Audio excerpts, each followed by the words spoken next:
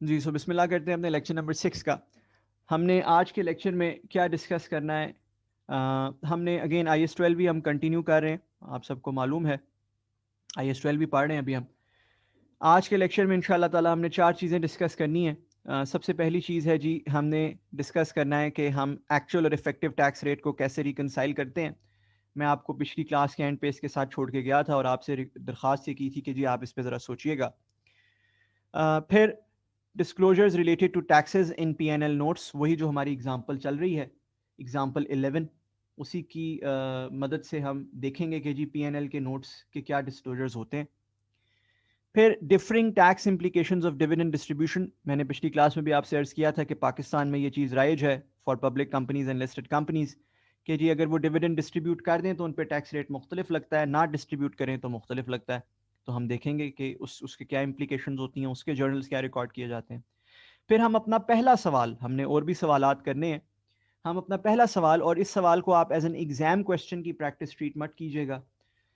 ये पुराना सवाल है, इसको आप ट्रीट कीजिएगा एज एन एग्जाम्पल। ये आपके नोट्स में भी एज एन एग्जाम्पल आ रही है। This is summer 13 question 7 adapted, changes की हुई है मैंने इस सवाल में, so it will be treated as an example, जिससे हम कुछ इंटरेस्टिंग चीज़ें सीखेंगे, जिस वजह से ये शामिल है आपके नोट्स के अंदर।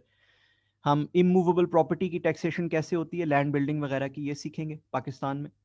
हम ये देखेंगे कि लाइबिलिटीज़ जो मोर देन 3 ईयर से आउटस्टैंडिंग होती हैं, उनके साथ क्या ट्रीटमेंट होता है पाकिस्तान में। और हम देखेंगे कि स्टेटमेंट ऑफ फाइनेंशियल पोजीशन, कल मैंने आपसे अर्ज की थी कि स्टेटमेंट ऑफ फाइनेंशियल पोजीशन के भी कुछ डिस्क्लोजर्स होते हैं।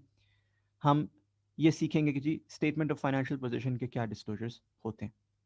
ठीक है जी। सो अभी हम स्टार्ट करते हैं वेरी क्विकली। ये कल सवाल था जी, हम ऑलरेडी इस सवाल को देख चुके हैं, एग्जाम्पल 11 को डिटेल में कल डिस्कस कर चुके हैं। इस सवाल में कुछ चीज़ें जो हम ऑलरेडी कर चुके हैं, जैसे कि आपको याद होगा, आपकी कॉपियों पे लिखा होगा, कंप्यूटेशन हम पूरी कर चुके हैं, करंट टैक्स हम बना चुके, डेफर्ड टैक्स हम बना चुके, करेक्ट है ना। 25.5 मिलियन हमने टैक्स एक्सपेंस कंप्यूट कर लिया था, इसकी जितने लवाजमात हैं वो हमने देख लिए थे कल। इसी तरह कल हमने एक और चीज़ डिस्कस की थी, हमने ये डिस्कस किया था जी कि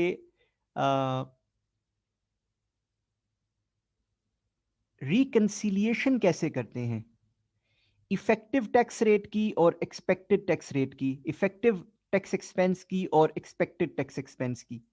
ये बात हमने डिस्कस की थी, और उसके डिस्कशन में हमने ये आपस में अलाइन किया था, और मैंने आपको ये एक आप कह लें टिप दी थी फॉर एग्जाम, कि इसके अगर आपने एग्जाम में ढूंढने हो कि यार कौन से ऐसी चीजें हैं जो ये डिफरेंस कॉज करती हैं, तो वो सिर्फ 3 चीजें हैं। या तो कोई परमानेंट डिफरेंस हो, या कोई चेंज इन एस्टीमेट हो। Change in estimate, by the way, ये चेंज इन एस्टीमेट है रिलेटेड टू टैक्स। ये बड़ी साफ बात है, आपको शायद समझ आई गई होगी कल भी। But change in estimate related to tax only, जैसे कि टैक्स रेट का change is a change in estimate related to tax. जैसे कि टैक्स क्रेडिट्स या टैक्स लॉसेस वगैरह की रिकवरेबिलिटी का change is a change in estimate related to tax. ठीक है जी। और अगर कोई डेफर्ड टैक्स पे एग्जेम्पशन वाला सिनेरियो हो, एक्सेप्शन वाला सिनेरियो हो, तो वो हम इस रिकंसिलिएशन के अंदर कवर करते हैं। ठीक है जी। सो मैंने आपसे रिक्वेस्ट की थी कि यार अगली क्लास लेने से पहले आप कोशिश ये कीजिएगा कि यार इस सवाल में ये आइटम्स कौन कौन से हैं जरा हम आइडेंटिफाई करें। आइए अब हम मिलकर आइडेंटिफाई करने की कोशिश करते हैं। सबसे पहले परमानेंट डिफरेंसेस ढूंढने की कोशिश करते हैं कि जी हमें इस सवाल में कोई परमानेंट डिफरेंस मिल जाए।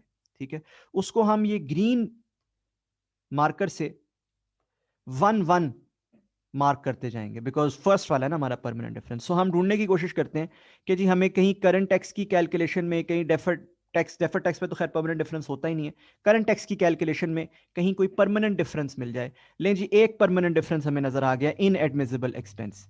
ये एक परमानेंट ज्यादती है, ये कभी वापस नहीं आना, ऐसा ही है। इसी तरह एग्जेम्प्ट इनकम एक परमानेंट डिफरेंस है। बोलिए जी, क्या ये परमानेंट डिफरेंस है? बिल्कुल है। अच्छा, क्या अकाउंटिंग डेप्रिसिएशन और टैक्स डेप्रिसिएशन एक परमानेंट डिफरेंस है? बोलिए। नो, ये अदले का बदला है। याद है मैंने आपको कहा था कि यार कुछ चीजें अदले का बदला होती हैं। ये क्या है? अदले का बदला। ठीक है ना जी। अच्छा, अदले का बदला के पर्सपेक्टिव से अकाउंटिंग डेप्रिसिएशन, टैक्स डेप्रिसिएशन एक एग्जाम्पल है। अच्छा, आपको याद होगा हमने पहला सवाल में, करंट टैक्स वाले सवाल में एक और चीज भी देखी थी, accounting gain on sale, tax gain on sale. याद है? याद है? गेन ऑन सेल जो होता है ऑफ पीपी, गेन या लॉस ऑन सेल, वो भी अदले का बदला होता है, वो भी कोई परमानेंट डिफरेंस नहीं होता। अच्छा, याद कीजिए हमने एक और चीज देखी थी, हमने कहा था कि लीज एसिड की डेप्रिसिएशन और इंटरेस्ट वगैरह नहीं मिलता। लीज एसिड की डेप्रिसिएशन और इंटरेस्ट वगैरह नहीं मिलता, हाउएवर लीज की पेमेंट्स अलाउ हो जाती हैं। याद है? ये बात देखी थी हमने, है ना? ये भी अदले का बदला है। अच्छा, फिर हमने बात की थी कि अगर आप याद करो कि प्रोविजन फॉर बैड डेट्स नहीं मिलती, प्रोविजन फॉर बैड डेट नहीं मिलती, बट राइट ऑफ अलाउ हो जाता है, यह भी अदले का बदला है। इसका मतलब है ये तमाम चीजें, gain on sale of PP, loss on sale of PP, lease acid या लीज लाइबिलिटी से रिलेटेड चीजें, प्रोविजन फॉर बैड डेट्स वगैरह, डेप्रीसिएशन, टैक्स और अकाउंटिंग डेप्रीसिएशन, ये तमाम चीजें अदले का बदला हैं। और ऐसी और बहुत सी चीजें हो सकती हैं, ठीक है ना? सबका रट्टा मारने की आपको जरूरत नहीं, जस्ट हैव टू सी के वेदर इट्स एन अदले का बदला और नॉट। ठीक, all these items are simply an अदले का बदला।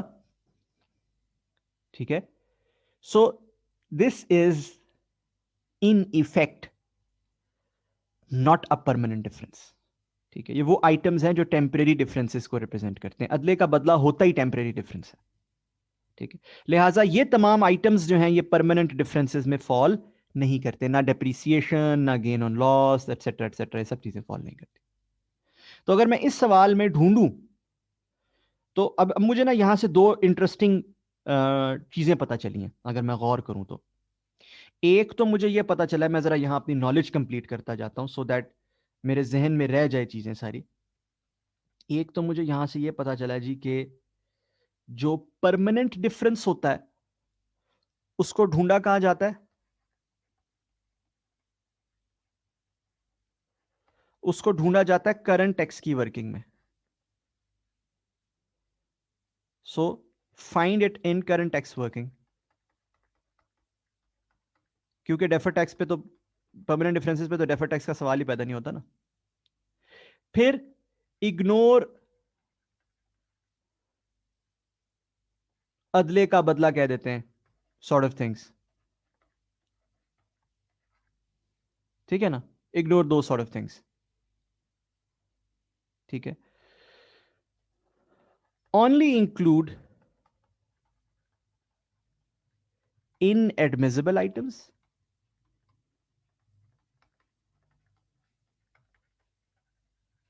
exempt items,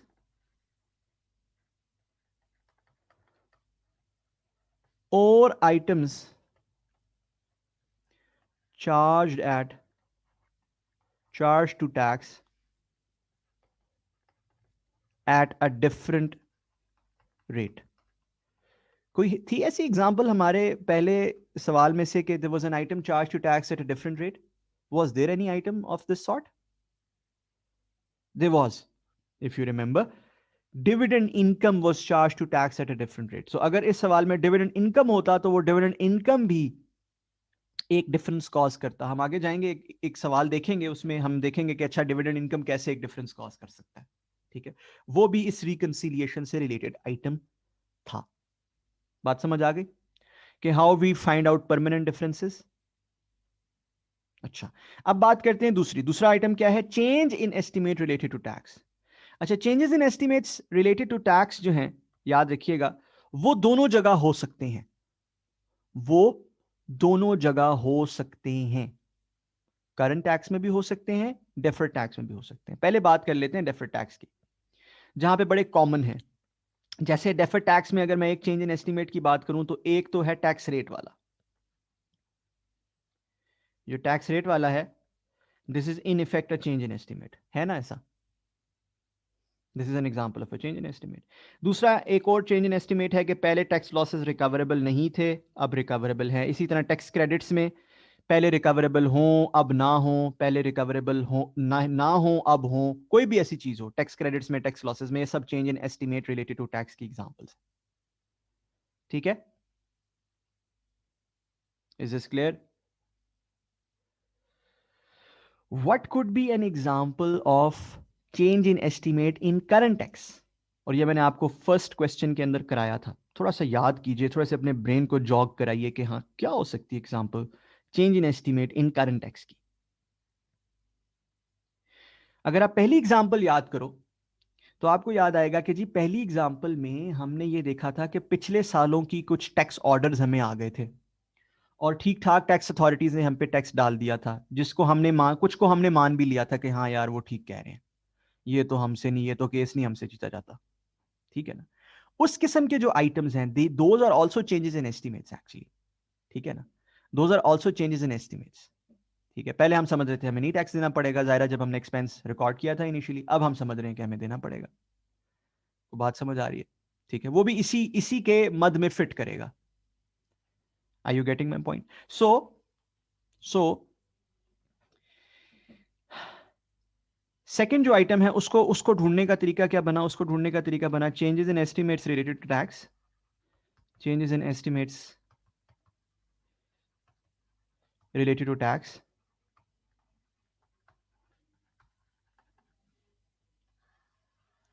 वो कहां देखा जाता है? आप करंट और डेफर्ड टैक्स की दोनों की वर्किंग में देखेंगे।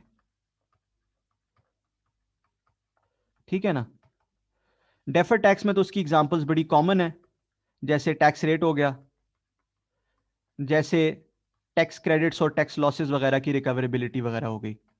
वो दोनों दोनों तरफ घूम सकती है, पहले रिकवरेबल थे अब नहीं है, पहले नहीं थे अब हैं, वट एवर, दोनों तरह हो सकती है। ठीक है ना, सो हमारे सवाल में हमने ऐसी चीजें देख ली, एक टैक्स रेट का भी इशू है, टैक्स क्रेडिट का भी इशू है। तीसरा जो एरिया था वो था एक्सेप्शन का, exception on initial recognition of deferred tax. ठीक है ना, उसकी वजह से सब्सीक्वेंट ईयर्स में डेफर्ड टैक्स में फर्क आ सकता है। ठीक है, फर्क आ सकता है, हाउएवर वो चीज हमारे इस सवाल में नहीं है। क्या है? और अगर वो हो तो उसको ढूंढना बड़ा आसान है, उसको तलाश करना या आइडेंटिफाई करना बड़ा आसान है, क्योंकि जाहिर है वो तो आपने वो तो आपने सवाल में उसकी अलग वर्किंग बनाई होगी, है ना, उसको तो आपने नॉर्मल पीपी के नॉर्मल बैलेंसेस में से अलग करके दिखाया होगा, ऐसा है या नहीं? करेक्ट, तो उसको आइडेंटिफाई करना इज वेरी इजी। ठीक है ना, तो हमने कुछ आइटम्स आइडेंटिफाई कर लिए हैं, कुल मिला के 4 आइटम्स आइडेंटिफाई किए हैं हमने इस सवाल में, जिसके जो इस रिकंसिलिएशन में आने चाहिए। वो 4 आइटम्स कौन से हैं? हमने इनएडमिसिबल एक्सपेंस आइडेंटिफाई किया है, एग्जेम्प्ट इनकम आइडेंटिफाई की है, चेंज इन टैक्स रेट आइडेंटिफाई किया है, और ये टैक्स लॉसेस की रिकवरेबिलिटी वाली चीज आइडेंटिफाई की है। ठीक है ना, तो अब आइए हम इसको रिकंसिलिएशन में पुट कर लेते हैं और कोशिश कर लेते हैं कि यार इसको कैसे हल किया जाएगा। कोई ऐसी बड़ी रॉकेट साइंस नहीं है, बहुत आसान चीज है, it's a really easy thing. देखिएगा, ऊपर थोड़ी सी स्पेस मैं छोड़ूंगा, क्योंकि मैं जरा इसको डेकोरेट सा करके बनाऊंगा। मैं कहूंगा जी नोट एक्स टैक्स एक्सपेंस, और मैं बताऊंगा आपको कि कैसे नोट बनाया जाता है इसका। लिखा जाएगा current tax expense. Current tax expense हमें याद है हमारा था रुपीज इन मिलियंस में 28.5 मिलियन, और लिखा जाएगा deferred tax income.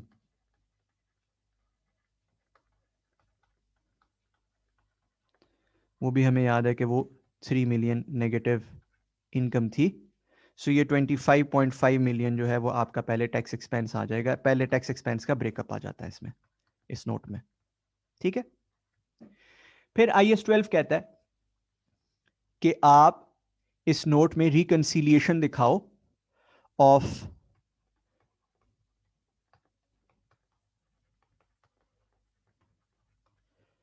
Actual and expected tax expense. वो कहता है आप इसको टैक्स एक्सपेंस के तौर पे भी या टैक्स एक्सपेंस के हवाले से भी दिखा सकते हो या टैक्स रेट के हवाले से भी दिखा सकते हो। मैं दोनों आपको बना के दिखा देता हूं, कोई ऐसी रॉकेट साइंस नहीं है,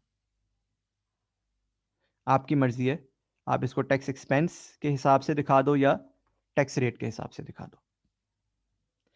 तो एक्चुअल की अगर हम बात करें तो हमारा टैक्स एक्सपेंस हमें कितना पड़ा है जी, ऊपर नजर आ रहा है, इट इज 25.5।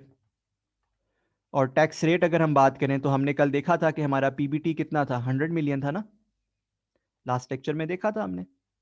जब भी मैं कल की बात करता हूं उससे मुराद है लास्ट लेक्चर, राइट, 25.5%, ठीक है ना। सो एक्चुअल और अब एक्सपेक्टेड।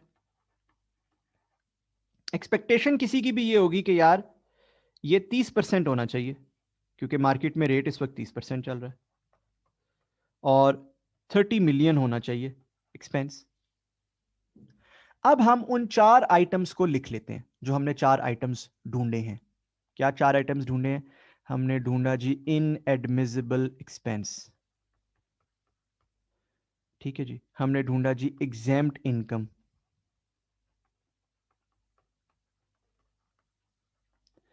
फिर क्या ढूंढा जी हमने? हमने ढूंढा चेंज इन टैक्स रेट। अच्छा जी, और क्या ढूंढा हमने?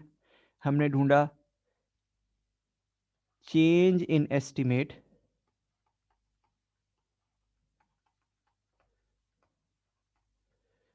Of recoverability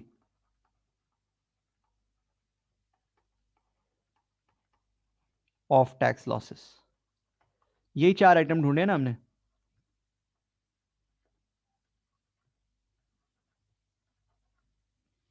correct.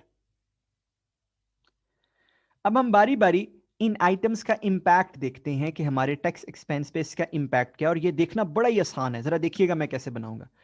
जल्दी से मुझे बताएं, इन एडमिसिबल एक्सपेंसेस कितने थे? क्या 10 मिलियन थे? है ना। 10 मिलियन के इन एडमिसिबल एक्सपेंसेस का टैक्स पे क्या इंपैक्ट पड़ा होगा? 30% पड़ा होगा। जाहिर है 10 का 10 10 10 का इंपैक्ट 10 तो नहीं पड़ा होगा ना, उसका 30% पड़ा होगा। क्या ख्याल है? अगर आप वहां 10 ना लिखते तो आपका टैक्स एक्सपेंस 10 से कम तो ना होता ना, 10 के 30% से इफेक्ट होता। क्या ख्याल है? तो इनएडमिसिबल एक्सपेंस जो है उसका टैक्स इफेक्ट है 3।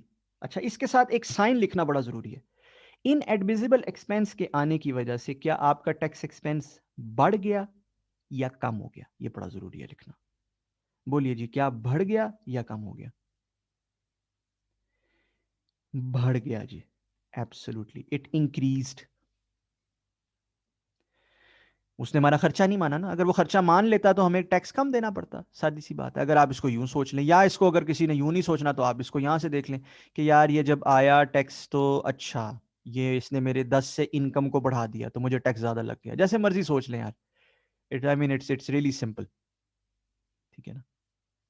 तो 10 मिलियन से मेरा एक्सपेंस बढ़ रहा है, इफेक्टिवली टैक्स एक्सपेंस मेरा इस 10 मिलियन की वजह से बढ़ रहा है, ठीक है जी। ओके, ये तो इनएडमिसिबल एक्सपेंसेस का इफेक्ट हो गया। फिर एग्जेम्प्ट इनकम के इफेक्ट की बात करते हैं। 5 मिलियन थी एग्जेम्प्ट इनकम और उसका 30%, यानी कि ये बना 1.5, है ना। इससे एक्सपेंस बढ़ रहा है या कम हो रहा है? कम हो रहा है। जाहिर है उसने मेरी इनकम को टैक्स नहीं किया। अगर कोई आपकी इनकम को एग्जेम्प्ट कर दे तो आपका टैक्स पे आउट कम हो जाता है, ठीक है जी, कम हो रहा है, फाइन। फिर बात करते हैं चेंज इन टैक्स रेट की। मैंने आपको चेंज इन टैक्स रेट का इंपैक्ट कैलकुलेट करना सिखाया था, इफ यू रिमेंबर, याद कीजिए। मैंने आपको चेंजेस इन टैक्स रेट का इंपैक्ट कैलकुलेट करना सिखाया था, इफ यू रिमेंबर। याद है जी आप सबको?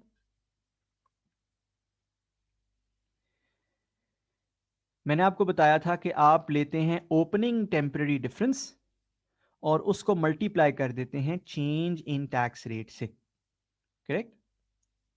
So what is the opening temporary difference? ठीक है, this I taught you in example 5. Now opening temporary differences in this question is 30 deductible. 30 deductible. ठीक है ना? And what is the change in rate? The change in rate is 10% minus. Rate has decreased by 10%. Correct? ऐसा ही है. So I will do the following. जरा देखिएगा. I will say कि यार मेरा डेफर्ड टैक्स एसेट जो है वो साल के शुरू में 12 का एसेट था, 40% पे कंप्यूटेड था. ठीक है, यहां पे मैं आपको एक और छोटी सी तरीकेकार सिखाऊंगा of computing the same thing. मेरा 12 का एसेट था. यही एसेट मेरा कितने का हो जाता अगर टैक्स रेट साल के शुरू पे 30% होता? ये एक और तरीका है इसी को सीखने का. 9 का हो जाता. क्या ख्याल है?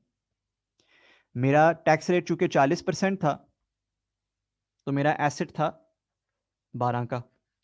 टैक्स रेट अगर 30% हो जाता साल के शुरू पे तो मेरा एसेट 9 का हो जाता. 30 into 30% इज 9. आई मीन इससे ज्यादा सिंपल मैथ क्या होगी? तो इफेक्टिवली अगर ये टैक्स रेट कम कर दूं तो मेरा इसकी वजह से 3 से एसेट कम हो जाता है. 3 से डेफर्ड टैक्स एसेट कम हो जाता है. क्या इसको ये कहा जा सकता है कि इसकी वजह से 3 से आपका एक्सपेंस बढ़ जाता है? हाँ या ना? देखो ना जी, आपका एसेट कम हो रहा है, डेफर्ड टैक्स एसेट. तो डेफर्ड टैक्स एसेट की कमी को क्या कहते हैं? एक्सपेंस बढ़ ही रहा है ना आपका. ट्रू. बस इतनी सी बात है. तो आप ये देख लो कि यार अभी मेरा एसेट जो शुरू का है वो 40% पे है, अगर उसी को मैं 30 पे कन्वर्ट करूं तो क्या बनता है? तो वो 3 से एसेट कम होता है और 3 से एक्सपेंस बढ़ जाता है. As simple as that. अच्छा, change in estimate of recoverability of tax losses का हमें क्या इंपैक्ट आया है? अब हमने ये कर लिया कि जी टैक्स लॉस जो है हमारा वो रिकवरेबल बन गया है. ठीक है ना? टैक्स लॉस रिकवरेबल बन गया है. अब जब ये रिकवरेबल बन गया है तो हमने उसके ऊपर एक डेफर्ड टैक्स एसेट रिकॉर्ड कर लिया. कितने का टैक्स लॉस रिकवरेबल बना? 9. 30 का टैक्स लॉस था टोटल और 9 का उस पर एसेट आ गया. ठीक है ना? तो 9 का एसेट क्रिएट हो गया as a result of this tax loss. 9 का एसेट. ये जो 9 का एसेट क्रिएट हुआ है इसका मतलब है इस 9 के एसेट ने क्या किया होगा? इस 9 के एसेट ने क्या किया होगा? इफेक्टिवली एक्सपेंस डिक्रीज कर दिया होगा. हाँ या ना? ऐसे ही है ना? इस 9 के एसेट ने मेरा जो एक्सपेंस है वो इस साल का डिक्रीज कर दिया होगा. बोलिए.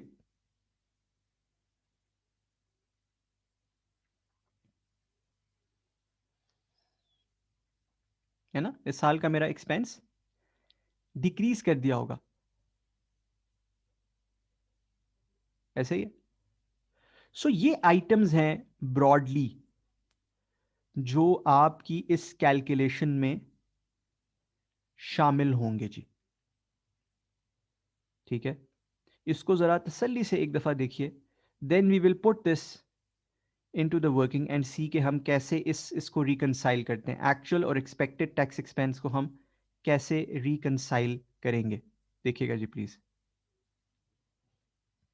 पहले इसको तसल्ली से एक दफा यहां पॉज करके 2 मिनट तसल्ली से देखिए इन तमाम आइटम्स को और इनके टैक्स इंपैक्ट्स को कैसे कैलकुलेट किया गया है जी. ऑलराइट जी. सो एक्सपेक्ट आपने सबने तसल्ली से इसको देखा है एक दफा. अब मैंने इन आइटम्स को पॉजिटिव में लिखना है या नेगेटिव में लिखना है ये टोटली डिपेंड करता है कि मैं किस तरह से रिकॉन बना रहा हूं. ठीक है, क्या मैं एक्चुअल से एक्सपेक्टेड पे लेके जा रहा हूं या एक्सपेक्टेड से एक्चुअल पे लेके जा रहा हूं. ठीक है, बहुत सिंपल है. देखिएगा, इट टोटली डिपेंड्स कि मैं शुरू कहां से कर रहा हूं और एंड कहां पे कर रहा हूं. अगर मैं एक्चुअल एक्सपेंस से शुरू करके एक्सपेक्टेड एक्सपेंस की जानिब बढ़ रहा हूं, ठीक है, तो मेरा इफेक्ट्स कुछ यूं आएंगे, देखिएगा प्लीज। ये जो है पहले मैं ग्रीन में दिखा रहा हूं, ये जो है ये -3 से रिप्रेजेंट किया जाएगा, ठीक है। ये +1.5 से आएगा, ये -3 आएगा, ये +9 आएगा। आप चेक कर लो, आप बनाओगे आपका 30 बन जाएगा। चेक किया, बन गया 30? बोलिए जी। ठीक है। अच्छा, अगर मैं अदर वे रिकनसाइल कर रहा हूं, यानी कि मैं 30 से 25.5 की जाने आ रहा हूं, ठीक है ना, तो इन्हीं के साइंस उल्टे हो जाएंगे, यानी कि इनएडमिसिबल +3 हो जाएगा, एग्जेम्प्ट -1.5 हो जाएगा, चेंज इन टैक्स रेट +3 हो जाएगा, और चेंज इन एस्टिमेट -9 हो जाएगा। बात समझ आ रही है? Simple enough. मेरा नहीं ख्याल कोई ऐसी रॉकेट साइंस है इसमें।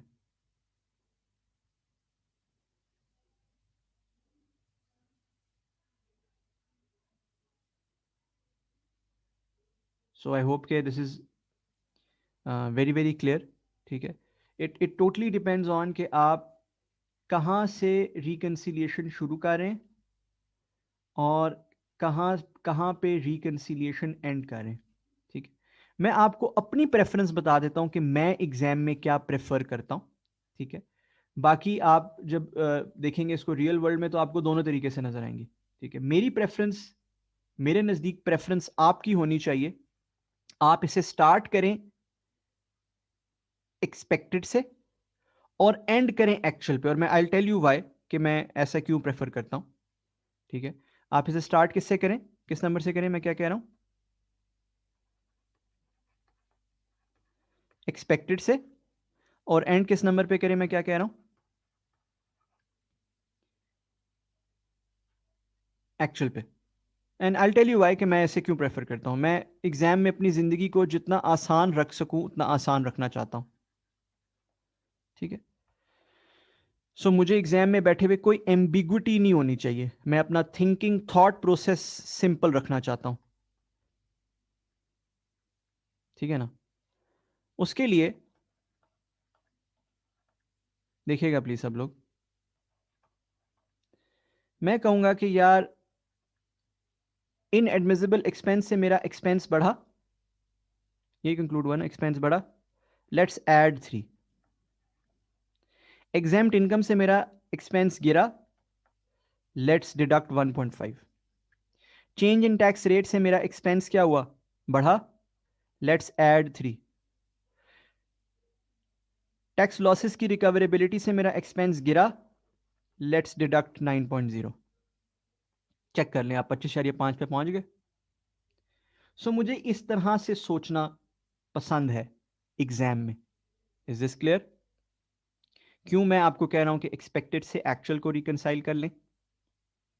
सबके जहनों में क्लियर है? Very good, very good. फिर इसी को अगर आप टैक्स रेट की शक्ल में दिखाना चाहें, ऑल्दो याद रखिए IAS 12 दोनों नहीं मांगता, वो कहता है दोनों में से कोई एक दे दें, मुझे कोई मसला नहीं है, या एक्सपेंस बता दें या रेट बता दें, ठीक है। IAS 12 दोनों नहीं मांगता, बट अगर आप इसको टैक्स रेट की शक्ल में दिखाना चाहें तो जो भी अमाउंट यहां आ रही है इस जानिब, उसको डिवाइड कर दीजिए पीबीटी से। यानी कि अगर मैं इसको कॉलम ए कह दूं, फर्ज कीजिए, तो A by PBT will be the result of column, the next column, tax rate वाला कॉलम। कैसे? 3% पॉजिटिव, 3/100 हो जाएगा ना, पीबीटी इज व्हाट, 100। इस कंपनी का पीबीटी क्या है, 100 है, जान के मैंने 100 रखा हुआ है ताकि आसानी हो। -1.5%, +3%, -9%, आप चेक कर लो, आपके पास वही 25.5% बन जाएगा। देख लिया? ये है जी खूबसूरत से डिस्क्लोजर्स जो आपके टैक्स एक्सपेंस के नोट में आते हैं। आप करंट टैक्स और डेफर्ड टैक्स एक्सपेंस या इनकम्स लिखोगे और फिर आप रिकंसिलिएशन एक बना के दोगे of actual and expected tax expense या टैक्स रेट, दोनों में से कोई एक। मैं आपकी जगह एग्जाम में हूँगा या आप ज़ाहिर है मेरी बात मानोगे अगर, तो मैं आई वुड रिकमेंड कि टैक्स एक्सपेंस की बना दो, बिकॉज टैक्स एक्सपेंस के बाद भी एक स्टेप करके टैक्स रेट बनाना पड़ता है। सो अगर एग्जामिनर मांग ले तो टैक्स एक्सपेंस की बना दो। ठीक है जी, clear? I hope this was quite easy. ठीक है, आई होप आपके जहन में ये बिल्कुल क्लियर है कि कौन से तीन आइटम्स, अगेन कौन से तीन आइटम्स इसके अंदर डाले जाते हैं। इनके अलावा there is no other item in the world that is included in here, और इनको कैसे ढूंढा जाता है किसी भी सवाल की वर्किंग से। ऑलराइट, नाउ आगे बढ़ते, the next area that we going to look at is the implication of deferred tax या टैक्स जब डिविडेंड डिस्ट्रीब्यूशन के ऊपर आपका टैक्स रेट मुनहसर हो। जब किस पे मुनहसर हो? डिविडेंड डिस्ट्रीब्यूशन के ऊपर आपका टैक्स मुनहसर हो। अच्छा, इसका क्या मतलब है? ये आपकी एक्सप्लेन किया गया है या एग्जाम्प्लीफाई किया गया है एग्जाम्पल 13 में, आपके नोट्स पे IAS 12 की एग्जाम्पल 13 आपको अपने नोट्स में ये नजर आ रही होगी पेज नंबर 8 के ऊपर। ठीक है जी, क्या बयान किया गया है? लिखा है ABC limited is taxed eight 30%. However, the tax rate on distributed profits is 20%. So अगर प्रॉफिट डिस्ट्रीब्यूट कर दिया जाए तो उसके ऊपर क्या टैक्स रेट चार्ज होता है? 20%. एग्जैक्टली यही प्रोविजन नहीं है, बट इससे मिलती जुलती प्रोविजन है पाकिस्तान के लॉ में भी। ठीक है ना, पाकिस्तान में भी इससे मिलती जुलती प्रोविजन है कि जी अगर आप डिविडेंड डिस्ट्रीब्यूट कर देंगे एक सर्टेन क्वांटम से ज़्यादा तो आपका डिफरेंट टैक्स रेट लगता है, नहीं करेंगे तो डिफरेंट टैक्स रेट लगता है। ठीक, the taxable income for 2016 was ₹100 million. ठीक है, ये टैक्सेबल इनकम थी। The net taxable temporary differences for the year 2016 amounted to 40 million. So ये 2016 के दौरान आने वाले, ये एज एट नहीं है, फॉर द ईयर है बेसिकली, यानी कि उसके दौरान आने वाले जो टेम्परेरी डिफरेंसेस थे वो 40 मिलियन थे। नो डिविडेंड्स वर पेड और रिकग्नाइज्ड इन द ईयर 2016, यानी कि 2016 में कोई डिविडेंड अदा नहीं किया गया। ठीक, 2017 में ABC लिमिटेड ने डिविडेंड पे किया 50 मिलियन रुपए का। ठीक, अब जाहिर है आपको शायद थोड़ा सा आपके पुराने नॉलेज या पुराने इल्म से मालूम होगा कि जो 2017 में डिविडेंड अदा किया जाएगा वो मोस्ट लाइकली है कि वो 2016 की फाइनल डिविडेंड डिस्ट्रीब्यूशन है, क्योंकि फाइनल डिविडेंड्स कौन अप्रूव करता है? फाइनल डिविडेंड्स अप्रूव करता है AGM। ठीक है, AGM कब होता है? AGM होता है जी जब फाइनेंशियल स्टेटमेंट्स जो हैं वो फाइनलाइज हो जाती हैं, ऑडिट हो जाती हैं, ऑडिट रिपोर्ट बन जाती है, most likely about 2 to 3 months at least after the end of the previous year. ठीक है ना, सो इस वजह से 2016 का फाइनल डिविडेंड तो एटलीस्ट अगले साल में पे होगा। एक और बला होती है या एक और चीज होती है जिसको हम बोलते हैं इंटरिम डिविडेंड्स। ठीक है, इंटरिम डिविडेंड्स जो हैं वो एक साल के उसी साल में भी अदा किए जा सकते हैं, बिकॉज उसके लिए AGM का अप्रूवल की जरूरत नहीं है, उसके लिए बोर्ड ऑफ डायरेक्टर्स का अप्रूवल काफी है। ठीक है, वो बाद में फाइनल डिविडेंड के साथ मिलाकर AGM से एक ही दफा अप्रूव करवा लिए जाते हैं। ठीक है, लेकिन इंटरिम डिविडेंड साथ साथ भी दिए जा सकते हैं। इसका मतलब 2016 का डिविडेंड 2016 में भी दिया जा सकता है और 2017 में भी दिया जा सकता है। ठीक है, किसी भी साल के लिए उसका डिविडेंड उसी साल भी दिया जा सकता है, और उस अगर वो उसी साल दिया गया है तो उसको बोलते होंगे इंटरिम डिविडेंड, और अगर वो उस साल के बाद दिया जा रहा हो तो वो लाइकली है कि वो है फाइनल डिविडेंड। आई होप कि ये कॉन्सेप्ट आपने कभी ना कभी पहले सुना है, और अगर नहीं सुना तो अभी सुन लिया, कोई ऐसी बड़ी रॉकेट साइंस तो इसमें है नहीं। अब यहां पर एक इंपॉर्टेंट बात जेर बहस है, वो क्या है? वो ये है भाई कि 2016 की फाइनेंशियल स्टेटमेंट्स बनाते हुए, 2016 की फाइनेंशियल स्टेटमेंट्स बनाते हुए, एक हमने करंट टैक्स बनाना है जो कि बनेगा 100 मिलियन पे कोई टैक्स रेट, और एक हमने डेफर्ड टैक्स बनाना है, ठीक है ना, जो कि बनेगा 40 मिलियन। और 40 मिलियन बाय द वे जो सवाल में लिखा हुआ है ना, फॉर द ईयर, इससे मतलब मुराद है कि ये चेंज इन टेम्परेरी डिफरेंस है उस साल का, ठीक है, उस साल के दौरान कितना टेम्परेरी डिफरेंसेस चेंज में चेंज आया, ये वो है, multiplied by a certain tax rate, ठीक। सो हमने कोई डेफर्ड टैक्स कैलकुलेट करना है, कोई करंट टैक्स कैलकुलेट करना है, तो हमने किसी ना किसी टैक्स रेट की बुनियाद पर कैलकुलेट करना है, ऐसा ही है। अब क्वेश्चन ये है कि भाई टैक्स रेट क्या लगाना है? क्या 30% लगाना है? ठीक है, क्योंकि बाद में पता ये चला कि 100 में से आधा उसने डिविडेंड के तौर पे दे दिया, ऐसे ही है ना, 100 में से आधा, यानी कि 100 में से 50 मिलियन दिया ना उसने, 50 मिलियन के डिविडेंड्स दिए, तो 100 में से आधा उसने डिविडेंड के तौर पे दे दिया तकरीबन, नजर तो यही आ रहा है, ठीक है ना। तो क्या हम 30% रेट लगाएं या आधे अमाउंट पे 30 लगा दें, आधी पे 20 लगा दें, करें क्या? है ना, ये एक पॉइंट है ना अकाउंटेंट्स के सामने, तो किया जाए? स्टैंडर्ड कहता है एट द एंड ऑफ 2016 तमाम टैक्स को आप मेजर करें 30% पे। वजह, what is the common sense behind it, what is the reason behind it? Reason is very simple, no dividend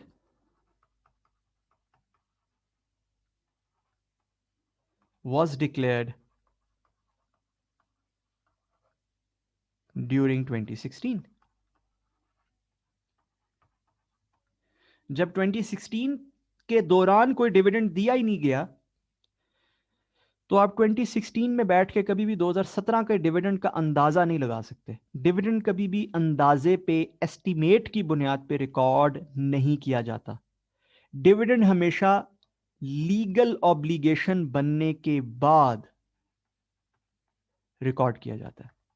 dividend कब रिकॉर्ड किया जाता है? लीगल ऑब्लिगेशन बनने के बाद।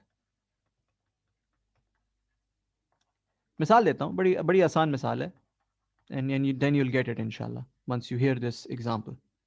फर्ज करो एक कंपनी है, उसका एक वतीरा है, वतीरे से मुराद के उसका एक अमल है हर साल का कि वो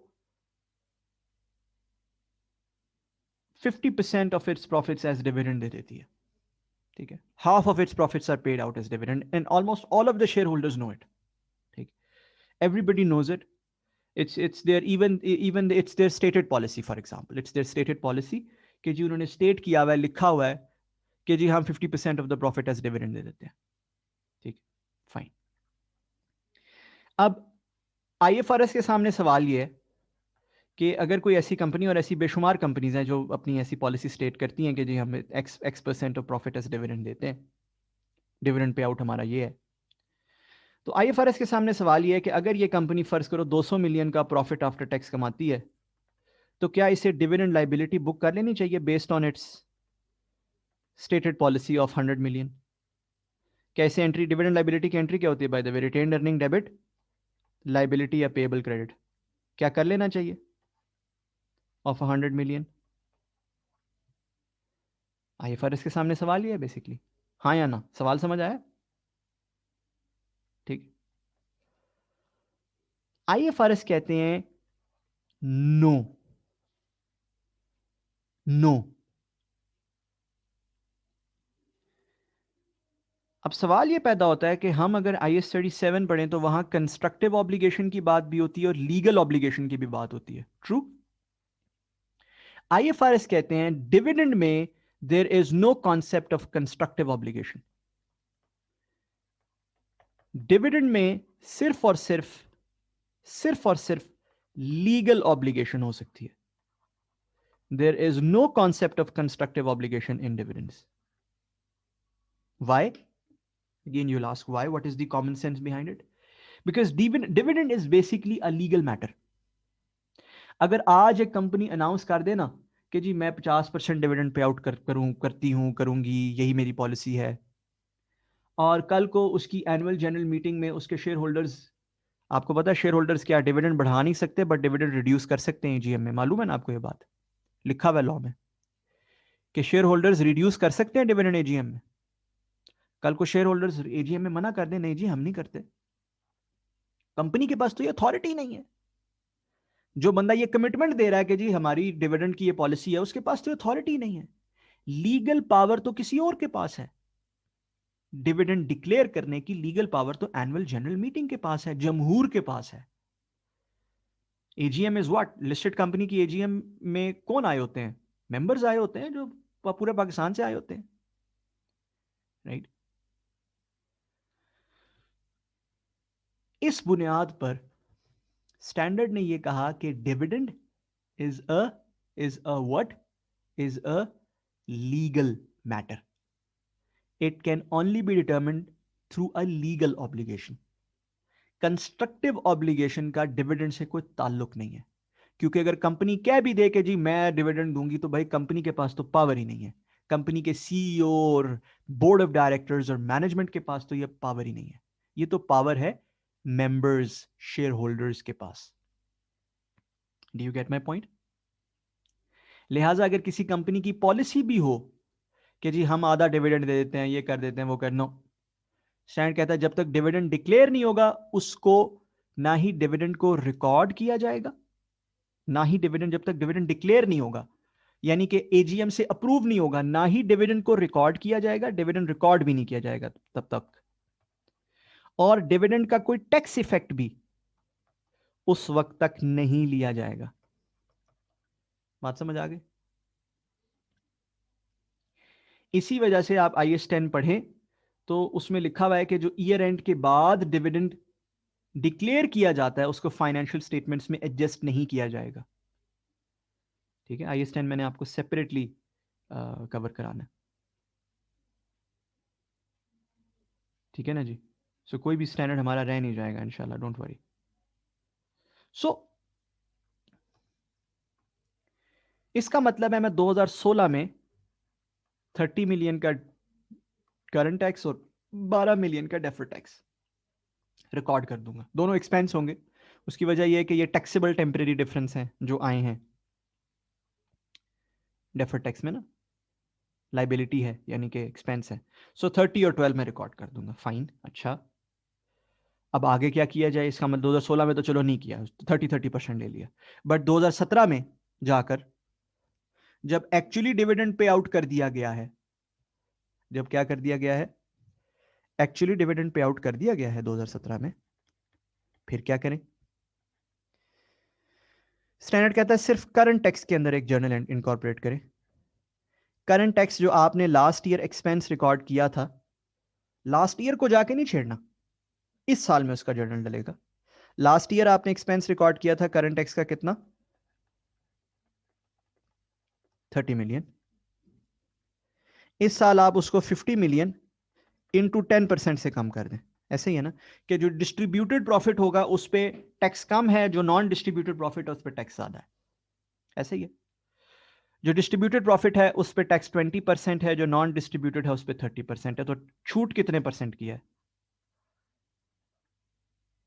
10% की। तो जितना आपने डिविडेंड अदा किया उस पर 10% मल्टीप्लाई कर दें, वो बन जाएगा 5 मिलियन। 5 मिलियन से आप 2017 का करंट टैक्स कम कर दें।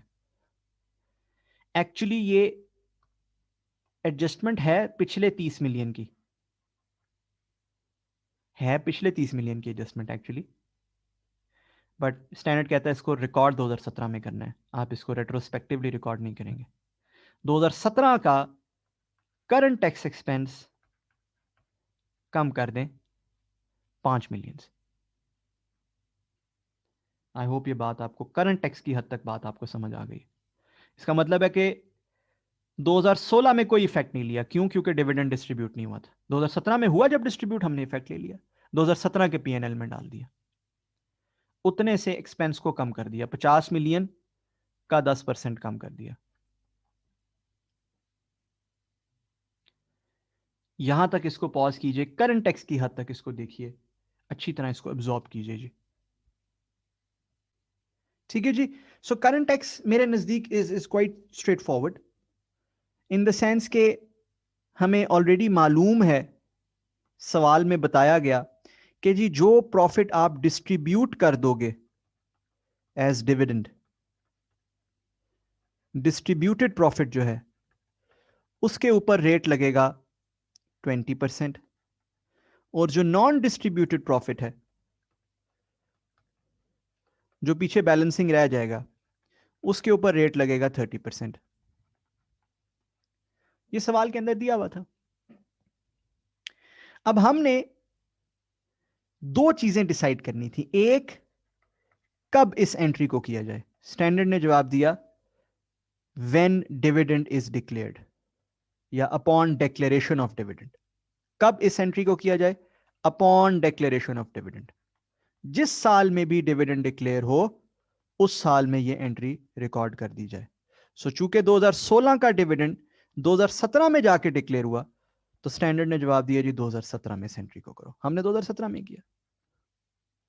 दूसरा था हाउ मच। अच्छा, ये जो हाउ मच है ये लॉ में लिखा होता है, और मैंने यहां आपको बता दिया कि कितना रिकॉर्ड करना है। मतलब इसमें आपने ये नहीं सोचना कि यार डिस्ट्रीब्यूशन डिविडेंड तो प्रॉफिट आफ्टर टैक्स से जाता है, टैक्स तो प्रॉफिट बिफोर टैक्स पे लगता है। एक ये लॉ, एक ये भी साइंस होती है इसके अंदर।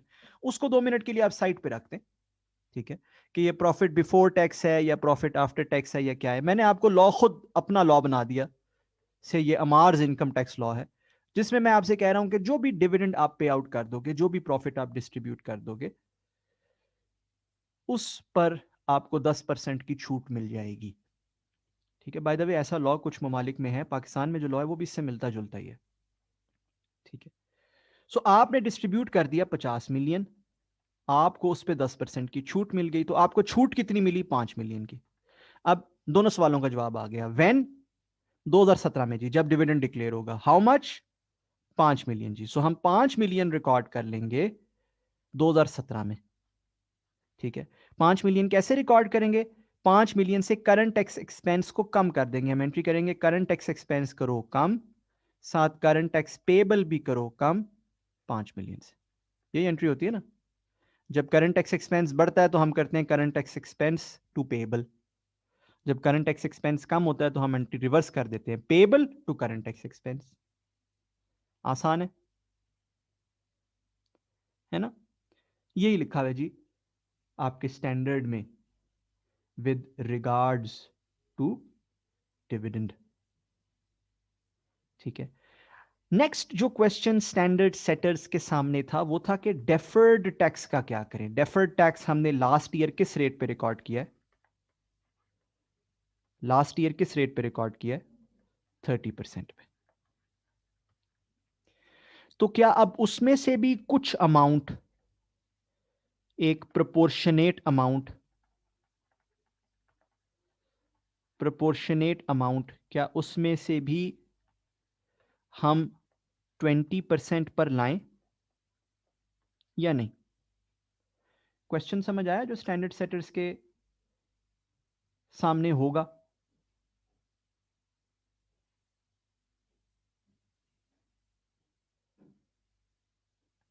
हाँ जी, do you understand the question जो स्टैंडर्ड सेटर्स के सामने होगा इस केस में? गुड।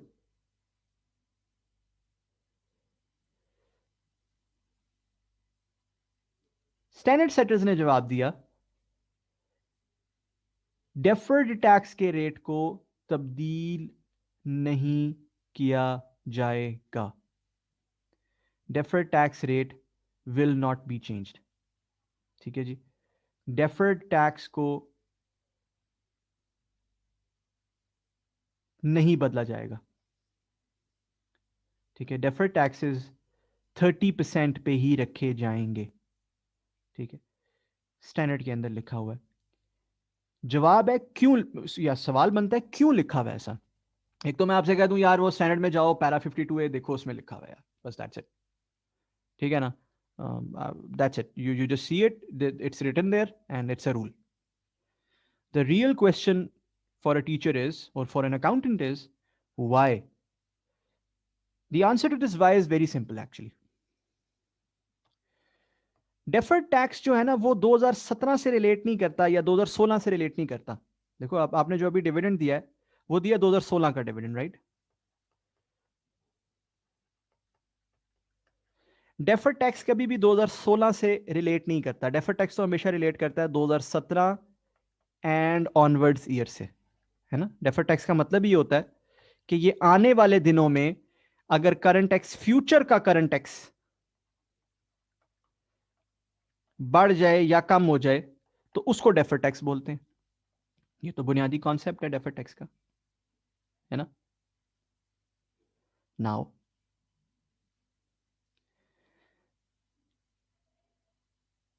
2017 या उसके बाद डिविडेंड दिया जाएगा या नहीं दिया जाएगा या कितना दिया जाएगा, इस पे तो स्टैंडर्ड्स ऑलरेडी बात कर चुके।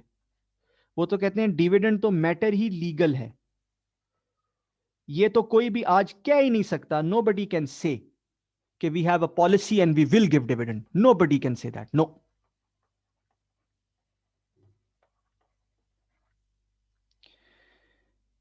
ये तो हर साल जब एजीएम आएगी तभी पता चलेगा। और डेफर्ड टैक्स तो रिलेटिव फ्यूचर ईयर से करता है। जब आप फ्यूचर ईयर्स के डिविडेंड की जमानत नहीं दे सकते, यू कैन नॉट गारंटी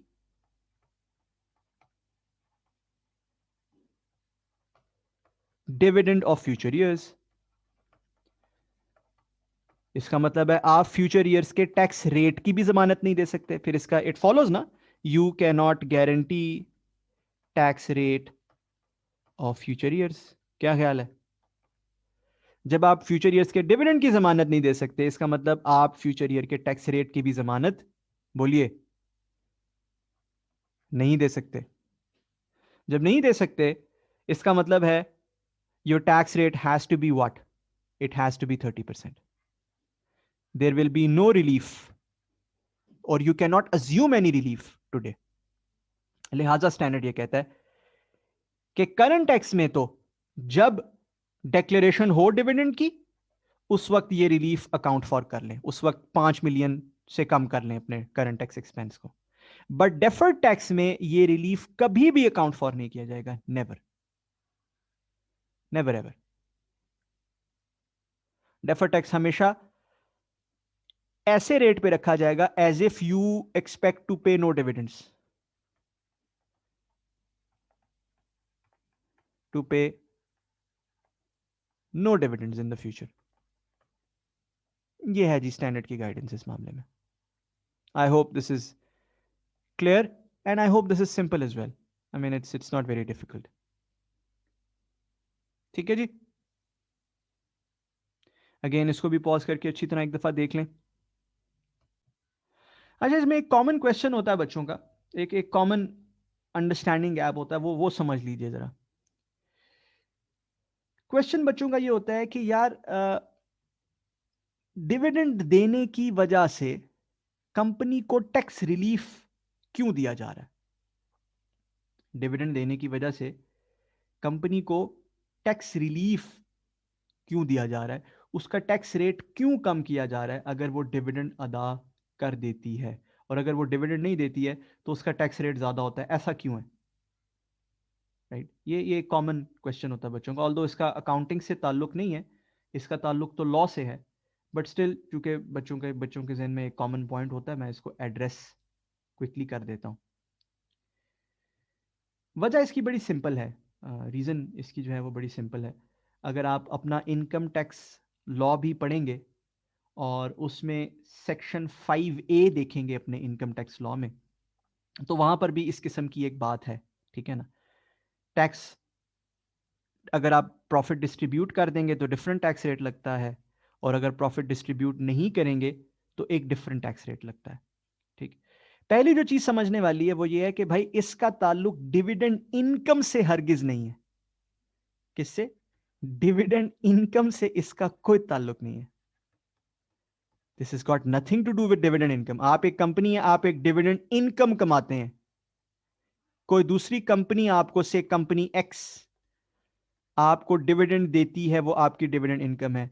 ये एक फाइनल टैक्स रेट रिजीम में या फाइनल टैक्स रिजीम में इस पे एक सर्टेन रेट लग जाता है, टैक्स रेट लग जाता है। ठीक है, ये बिल्कुल डिफरेंट चीज है, इसकी तो बात ही नहीं हो रही यहां पे। ठीक है, यहां पे बात एक बिल्कुल डिफरेंट हो रही है। यहां पे क्या बात हो रही है? यहां पे बात हो रही है कि कंपनी कंपनी डिविडेंड देती है। एक कंपनी अपना डिविडेंड देती है अपने शेयर होल्डर्स को, वो कोई इसके लिए डिविडेंड इनकम नहीं है, एफटीआर या इस टाइप की चीज नहीं है। ये वाली स्टोरी टोटली इररेलेवेंट है, इसकी बात ही नहीं हो रही इस एग्जांपल में या जो स्टैंडर्ड का रेलेवेंट पैराग्राफ है उसमें। बल्कि बात क्या हो रही है? बात ये हो रही है कि कंपनी डिविडेंड अदा करती है। अच्छा, अगर कंपनी डिविडेंड पे करती है तो उस पे एक डिफरेंट टैक्स रेट लगेगा। अगर वो पे करती है तो उसको टैक्स में एक छूट मिलेगी, एक कमी मिलेगी, रिडक्शन मिलेगी। और अगर कंपनी डिविडेंड पे नहीं करती है, ठीक है ना,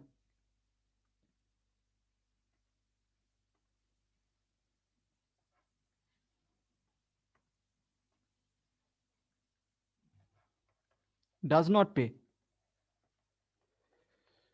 तो उसको हायर टैक्स देना पड़ेगा। ठीक है, उसमें उसको कोई रिडक्शन नहीं मिलेगी, कोई छूट नहीं मिलेगी, कोई फायदा नहीं मिलेगा। ठीक है, सो एक चीज तो अपने जहनों जहनों में बहुत क्लियर कर लीजिए कि अगर आपके जहन में ये आया ना कि यार ये तो डिविडेंड तो फाइनल टैक्स होता था, अच्छा कंपनी के लिए से इंडिविजुअल के लिए वो फाइनल टैक्स है, कंपनीज के लिए वो फाइनल टैक्स है या नहीं है, ये वाली चीजें जो लॉ में थी लिखी हुई, ये सारी चीजें इररेलेवेंट है। ये डिविडेंड इनकम की बात हो ही नहीं रही। Be very very clear about it. ये तो बात हो रही है, अगर आप लॉ में इंटरेस्टेड हैं या लॉ पढ़ते हैं तो आप सेक्शन 5A पढ़ सकते हैं अपने लॉ का। ठीक है, ये तो बात हो रही है उन कंपनीज के हवाले से या उस डिविडेंड के हवाले से जो कंपनी खुद पे करती है। ठीक है, वहां से आप जब सेक्शन पढ़ेंगे तो आपको समझ आएगा, अच्छा यार ये तो बात हो रही है कंपनी जो डिविडेंड रिसीव करती है उसकी बात नहीं हो रही। वो होता है इनकम, आपकी एफटीआर होगा, नॉर्मल टैक्स होगा, वट। ठीक है ना, ये तो बात हो रही है उस डिविडेंड की जो कंपनी पे करती है।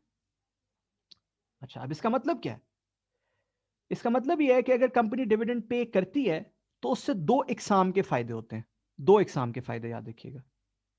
पहला ये कि लोगों को, शेयर होल्डर्स को, आम पब्लिक को फायदा होता है, उनके पास कैश फ्लो आती है, वो कैश फ्लो आती है तो वो स्पेंडिंग करते हैं, स्पेंडिंग करते हैं तो आगे टैक्सेबल एक्टिविटी क्रिएट होती है, जनरेट होती है, गवर्नमेंट के पास पैसे जाते हैं, गवर्नमेंट के जखायर में पैसे जाते हैं।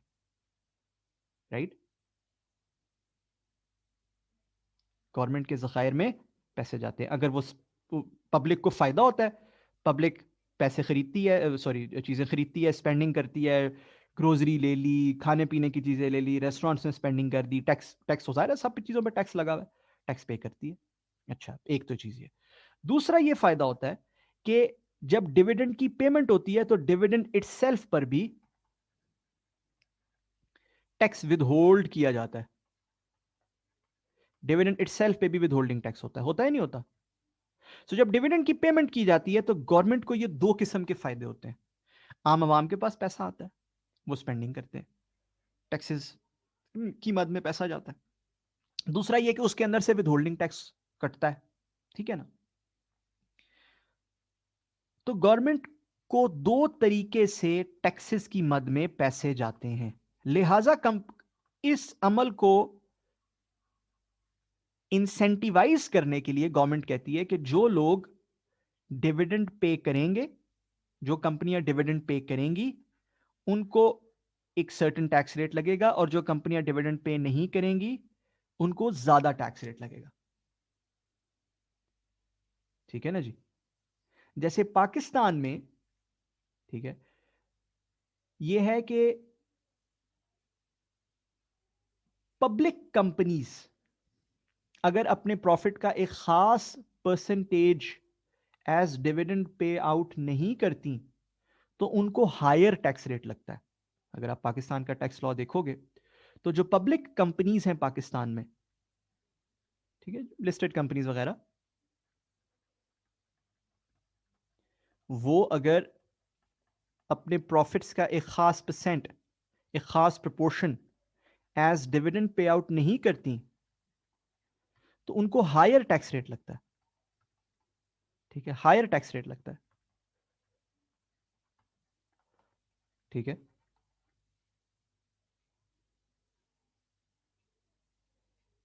बात समझ आ रही है क्यों लगता है? और अगर वो पे कर देती हैं तो फिर उनको नॉर्मल टैक्स रेट लग जाता है। बात समझ रहे हैं? सो पाकिस्तान में ये थोड़ा सा अदर वे राउंड है। बाहर के मुल्कों में ऐसा होता है कि आपको फायदा होता है अगर आप डिविडेंड पे नहीं करते, और आपको वो फायदा नहीं मिलता। फायदा होता है अगर आप डिविडेंड पे, और आपको फायदा नहीं मिलता अगर आप डिविडेंड पे नहीं पे कर देते हैं तो आपको फायदा मिल जाता है, और अगर आप डिविडेंड पे नहीं करते तो आपको फायदा नहीं मिलता। ठीक है, this is what happens in बाहर के मुल्क। बट पाकिस्तान में वो थोड़ा डिफरेंट है। पाकिस्तान में ये है कि अगर आप डिविडेंड नहीं पे करोगे तो आपको पेनल्टी लगेगी, आपको ज्यादा टैक्स लगेगा। अगर आप डिविडेंड पे कर दोगे तो फिर नॉर्मल टैक्स लगेगा। ठीक है, आई hope this is very very clear. ये जो एक कॉमन कंफ्यूजन मिसअंडरस्टैंडिंग होती है ये आपके जहनों में नहीं है। ठीक है जी, ठीक है। बहरहाल हमारा जो एग्जाम्पल है वो हमारी अपनी एग्जाम्पल है, हमारे अपना क्रिएटेड टैक्स लॉ है, और जाहिर है जो आपको एग्जाम्पल एग्जाम में आएगी वो भी ऐसी होगी। वो आपका अपना क्रिएटेड टैक्स लॉ होगा। ठीक है, सो अपनी एग्जाम्पल है, या कोई पाकिस्तान के टैक्स लॉ की कॉपी पेस्ट नहीं है जो आपकी एग्जाम्पल बनी हुई है। ठीक है, मैं पाकिस्तान के टैक्स लॉ में क्या लिखा है वो तो मैंने वैसे ही आपको बता दिया, सो दैट आपकी नॉलेज में हो सिर्फ। ठीक है ना, आगे बढ़ते हैं जी, आगे चलते हैं। नेक्स्ट जो हमने करना था आज की इस क्लास में वो है एग्जाम्पल 14 है आपकी। ये है समर 13 का क्वेश्चन 7, और उसको अडेप्ट किया हुआ है। अडेप्टेड से मुराद है कि उसमें कुछ चेंजेस की हुई हैं। ठीक है, आई वुड एडवाइस कि आप यहाँ पे इसको पॉज करो और जल्दी से ये एग्जाम्पल 14 अपने नोट्स में से जाकर देखो प्लीज, सब लोग पढ़ो। और जी आई एक्सपेक्ट कि आप सब ने पढ़ लिया है इसको अच्छी तरह, एक दफ़ा पॉज करके पढ़ लिया है। So example 14 is quite a simple one. ये क्या कह रही है? ये हमें कुछ चीज़ें सिखाएगी जो हम इस एग्जाम्पल की मदद से सीखेंगे। सो स्टार्ट कहते हैं जी कि फाइनेंशियल स्टेटमेंट्स ऑफ NCL, एक कंपनी है, for the year ended 31 December 2012 are in the process of finalization. तो अभी बन रही हैं financial statements.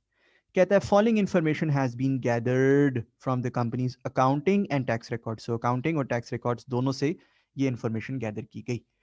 Property plant and equipment PPE के हवाले से पहले इन्फॉर्मेशन है कि 31 दिसंबर 2012 और 31 दिसंबर 2011, ये रुपीज इन मिलियंस हैं, लिखा होगा आपके नोट्स में, आपने देखा होगा। सो 31 दिसंबर 2012 और 31 दिसंबर 2011 पे उसकी अमाउंट्स अवेलेबल हैं। अकाउंटिंग बुक वैल्यू यानी कि carrying amount tax base, carrying amount tax base देख रहे हो, रेडिली अवेलेबल है। ठीक है, कहता है जी रीवैल्यूड अमाउंट्स पे है, और डिटेल्स ऑफ द रीवैल्यूएशन ये है। रिवैल्यूएशन कहाँ कहाँ किस किस चीज की गई? एक तो ये कि free hold land and buildings की रिवैल्यूएशन की गई। किसकी की गई? Free hold land and buildings की रिवैल्यूएशन की गई 31 दिसंबर 2005 पर इनकी रिवैल्यूएशन की गई, जिससे एक रिवैल्यूएशन सरप्लस आया 15 मिलियन का लैंड पे और 20 मिलियन का बिल्डिंग पे। बिल्डिंग की जो रिमेनिंग यूजफुल लाइफ थी वो 10 साल थी उस वक्त। ठीक है, सो मैं अगर आपसे ये पूछूं कि 2011 के एंड पर, किस साल के एंड पर मैं पूछ रहा हूं? 2011 के एंड पर यानी कि पिछले साल के एंड पर, और 2012 के एंड पर यानी कि मौजूदा साल के एंड पर, जो लैंड का रीवैल्यूएशन सरप्लस है या लैंड का जो रीवैल्यूएशन गेन है जो इसकी कैरिंग अमाउंट के अंदर शामिल होगा, लैंड की कैरिंग अमाउंट में, वो कितना होगा?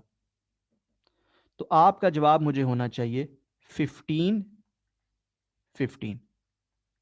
अच्छा क्यों 15-15? आप मुझे कहोगे भाई लैंड की कैरिंग अमाउंट तो कम ही नहीं होती, चेंज ही नहीं होती, वो रीवैल्यूएशन हो गया तो बस वैसे ही पड़ा रहेगा। ओके, मैं कहूंगा ठीक है, फाइन, आप बिल्कुल ठीक कह रहे हो। फिर बात करता हूं बिल्डिंग की। What about the building? Building की कैरिंग अमाउंट में कितना रीवैल्यूएशन का गेन पड़ा होगा? समझ आ रही है बात? कितना रीवैल्यूएशन का गेन पड़ा होगा, उसके लिए थोड़ी सी कैलकुलेशन करनी पड़ेगी। वो इनिशियली था 20 मिलियन। 20 मिलियन किस दिन था बताइए? था 31 दिसंबर 2005 को, और उस दिन उसकी जिंदगी कितनी थी? 10 साल। तो वो जो 20 है ना, वो हर साल 2-2 मिलियन करके डेप्रीसिएट हो रहा होगा। बिल्डिंग की कैरिंग अमाउंट तो डेप्रीसिएट हो रही है ना, बोले सब लोग, ऐसा ही है ना? तो हर साल 2-2 मिलियन करके वो डेप्रीसिएट हो रहा है। तो अगर मैं इसकी थोड़ी सी कैलकुलेशन रन करूं आपके सामने यहां पे, तो 20 मिलियन, पहले साल 2 निकला, ये 2006 में, ठीक है ना, आसानी कर रहा हूं आपके लिए, फिर 2007, फिर 2008, फिर 2009, फिर 2010, फिर 2011, ऐसे ही है। तो यहां पे बन जाएगा 20 में से 12 माइनस किए तो 8, और 8 में से मजीद 2 माइनस किए 2012 के, तो ये बन जाएगा 6। अगेन ये बात हो रही है एसेट की कैरिंग अमाउंट की, एसेट की कैरिंग अमाउंट की। तो एसेट की कैरिंग अमाउंट में ये रिवैल्यूएशन जो है 8 का आ रहा होगा और 6 का आ रहा होगा। फाइन, ठीक है, समझ आ गई। आगे चलते हैं, आगे बढ़ते हैं, आगे देखते हैं क्या कहता है सवाल। कहता है जी प्लांट एंड मशीनरी जो कि कॉस्ट कर रहे थे 150 मिलियन रुपए के और इंस्टॉल किए गए थे 1 जनवरी 2010 को, उनकी यूजफुल लाइफ थी 10 साल, उनको रीवैल्यू किया गया 145 मिलियन पे। कब? 31 दिसंबर 2012 पे। कब? 31 दिसंबर 2012 पे। अच्छा जी, इसका मतलब है पिछले साल तक तो ये प्लांट एंड मशीनरी रीवैल्यूड ही नहीं थे। मैं पी एंड एम लिख रहा हूं, कंफ्यूज नहीं होना। पी एंड एम से मुराद है plant and machinery, prime minister मुराद नहीं है इससे, उसमें वैसे भी एंड नहीं डालते बीच में, ठीक है। सो पिछले साल it was zero obviously because it was not revalued at all, ठीक है, नील। इस साल थोड़ी सी वर्किंग करनी पड़ेगी कि जी 150 मिलियन का मेरा प्लांट था 1 जनवरी 2010 को और उसकी लाइफ थी 15 साल। तो पहले साल इसमें से 15 माइनस हुआ होगा 2010 में, 2011 में इससे दोबारा 15 माइनस हुआ होगा, क्या ख्याल है? 2012 में इससे दोबारा 15 माइनस हुआ होगा, ऐसे ही है ना? तो 2012 के एंड पे ये 105 मिलियन का होगा। इससे ज़्यादा आसान मैं आपके लिए करके दे नहीं सकता कि मैं एक एक साल की डेप्रीसिएशन जैसे कैफ 1 के बच्चों को कराते हैं, या कराते होंगे, मैंने तो कभी नहीं पढ़ाया कैफ 1 को, उस तरह कर रहे हैं हम, ठीक है। सो 105 मिलियन और now you have revalued it to 145 million. तो इसकी कैरिंग अमाउंट में रीवैल्यूएशन का गेन कितना शामिल है? 40 मिलियन का गेन है रीवैल्यूएशन का। सो आई विल राइट 40 मिलियन का गेन, ठीक है। सो सबसे पहले तो हमने ये इस बुलेट से ये अखज कर लिया कि ठीक है जी, समझ आ गई बात, कि जो इसकी कैरिंग अमाउंट्स हैं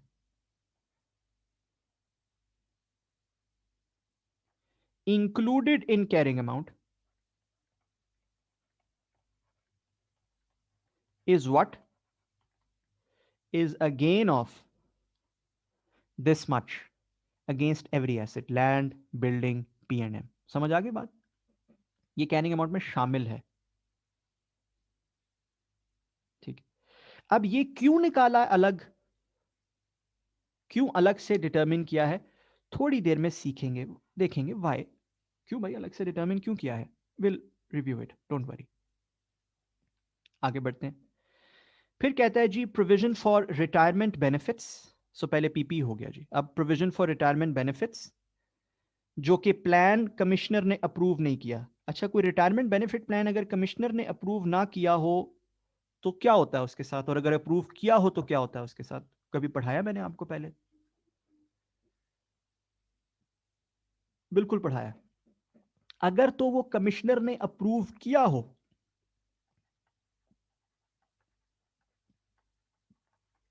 तो उसका जो पीएनएल एक्सपेंस होता है ना एक्रूअल बेसिस पे, वो अलाउ होता है। जो उसका पीएनएल एक्सपेंस होता है एक्रूअल बेसिस पे is allowed as tax expense. लेकिन अगर नॉट अप्रूव्ड हो तो फिर जो एक्चुअल कैश पेमेंट्स होती हैं, एक्चुअल कैश पेमेंट्स, वो अलाउड होती हैं एज टैक्स एक्सपेंस। ऐसे ही है ना? यही मालूम है आप लोगों को? एक दफा मैंने आपको दोबारा रिकॉल भी करवा दिया। सो एक तो रिटायरमेंट बेनिफिट प्लान्स की प्रोविजन है, साथ इसमें डाउटफुल डेट्स भी हैं। सो डाउटफुल डेट का तो हमें वैसे ही पता है कि वो एक्चुअल बेसिस के ऊपर अलाउ होता है। ठीक है, इसका मतलब हमें ये समझ आ गया कि ये प्रोविजन जो मर्जी हो, इसकी टैक्स बेस एग्जामिनर ने हमें नहीं दी हुई, कोई बात है, अच्छी बात है, नहीं दी हुई। क्यों जी? इसकी टैक्स बेस क्या होगी? ये जो दोनों प्रोविजंस हैं इनकी टैक्स बेस क्या होगी? जीरो, क्योंकि दोनों कैश बेसिस पे या एक्चुअल बेसिस पे अलाउ हो रही हैं। इसीलिए एग्जामिनर सियाना है, उसने हमें इसकी टैक्स बेस नहीं दी। ठीक है ना जी? कैरिंग अमाउंट अलबत्ता जरूर दे दी एग्जामिनर ने। कहता है जी balance on 31 December, opening balance ये था 50 मिलियन। साल के दौरान राइट ऑफ हुआ, जाहिर है ये बैड डेट वाली प्रोविजन राइट ऑफ हुई होगी। ठीक है।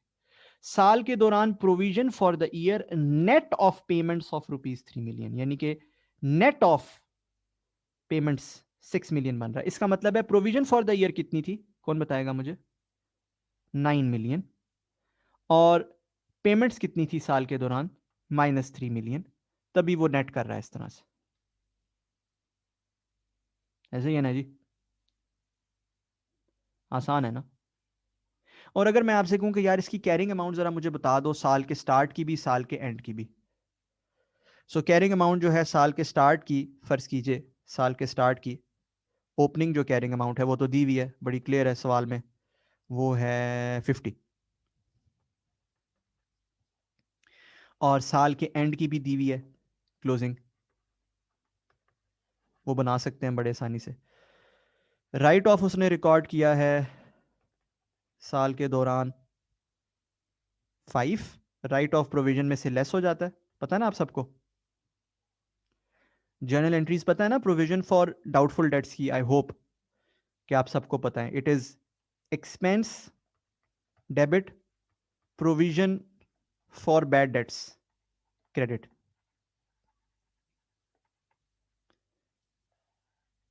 है ना? जब आप एक्सपेंस रिकॉर्ड करते हैं, और जब आप राइट ऑफ करते हैं, यह है फॉर एक्सपेंस। और जब आप राइट ऑफ करते हैं तो आप करते हैं प्रोविजन फॉर बैड डेट्स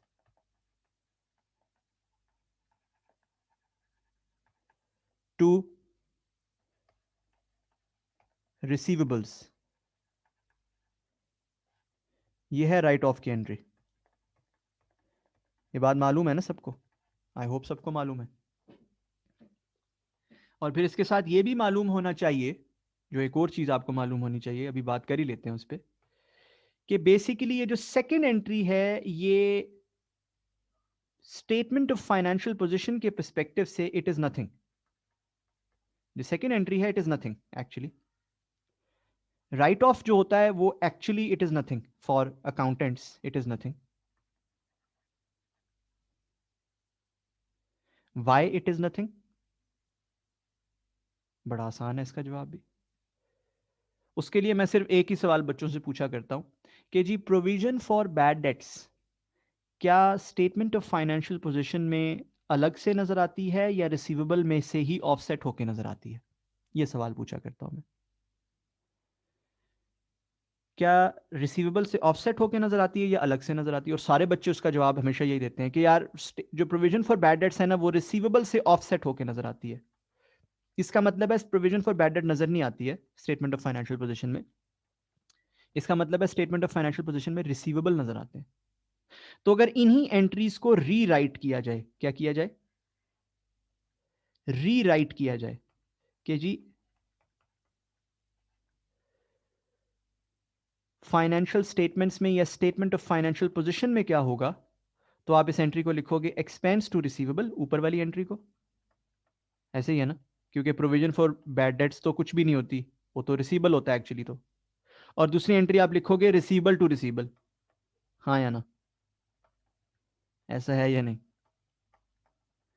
अगर आप रिप्लेस कर दो इस एंट्री में, ऊपर वाली एंट्री में, हर जगह जहां जहां प्रोविजन आ रही है उसकी जगह आप रिसीवेबल लिख दो, क्योंकि बैलेंस शीट में तो ये रिसीवेबल के नाम से नजर आता है। तो पहली एंट्री होगी एक्सपेंस टू रिसीवेबल और दूसरी एंट्री होगी रिसीवेबल टू रिसीवेबल, और दूसरी एंट्री को देखते साथ आपको हो गई यार ये क्या एंट्री है, तो कुछ भी नहीं है, this is nothing. So right of की एंट्री प्रैक्टिकली स्पीकिंग कुछ भी नहीं होती। आई होप ये आपने अपने बचपन में पढ़ा हुआ है, ये बुनियाद है। सो राइट ऑफ सिर्फ प्रोविजन के बैलेंस को कम कर रही है, और उसने कम कर दिया है प्रोविजन के बैलेंस को, प्रोविजन को कम कर दिया उसने, ठीक है, 5 मिलियन से। फिर कुछ एक्सपेंस इस साल रिकॉर्ड हुआ है, जिस एक्सपेंस से प्रोविजन बढ़ती है, वो रिकॉर्ड हुआ है 9 मिलियन का। और कुछ पेमेंट इस साल हुई है, जो ऑब्वियसली वो पेमेंट होगी दूसरी वाली जो रिटायरमेंट बेनिफिट प्लान वाली 3 मिलियन की। तो आपके पास यहां से क्लोजिंग बैलेंस बन जाता है इस साल के एंड का 51 मिलियन का। ठीक है, आई hope this is very clear for you कि जी कैरिंग अमाउंट इसकी ओपनिंग 50 मिलियन थी प्रोविजन की, क्लोजिंग 51 है, और टैक्स बेस अगर कोई भी आपसे कभी भी पूछे तो वो जब मर्जी पूछ ले, जिस मर्जी साल की पूछ ले, वो 0 ही है। ठीक है, this is I think this was quite easy.